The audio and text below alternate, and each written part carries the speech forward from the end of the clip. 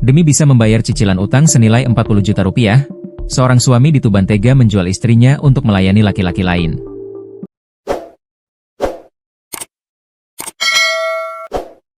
Tak hanya sekali, bahkan suami yang diketahui berinisial AP, 26, asal Tuban, Jawa Timur, itu sudah 6 kali menjual istrinya ke pria hidung belang. Praktik AP dan istrinya SS, 27, warga Merakurak, Kabupaten Tuban ini terbongkar saat SS ngamar di homestay di Jalan Raya Babat Bojonegoro, Desa Banaran, Kecamatan Babat, pada Selasa, 22 April 2015, pukul 23.52 waktu Indonesia Barat. Pada Selasa sekitar pukul 20 WIB anggota Polres Lamongan sedang melakukan patroli di wilayah Babat dan mendapat informasi dari masyarakat bahwa di homestay dipakai untuk praktik prostitusi. Terungkap juga ada tindak pidana perdagangan orang, TPPO, kata Kapolres Lamongan, AKBP Agus Dwi Suryanto saat rilis perkara, Kamis, 24 April 2025. Berbekal informasi yang berkembang tersebut, anggota melakukan pengembangan penyelidikan dan pengecekan terhadap kebenaran di TKP. Sekitar pukul 23.52 WIB, petugas mengamankan pasangan laki-laki dan perempuan bukan suami istri. Dari hasil interogasi, didapatkan pengakuan dari perempuan tersebut sebagai pekerja pelayanan seks yang dipekerjakan oleh suaminya, AP. Korban ditawarkan melalui media sosial Facebook yang disebar oleh AP, sang suami.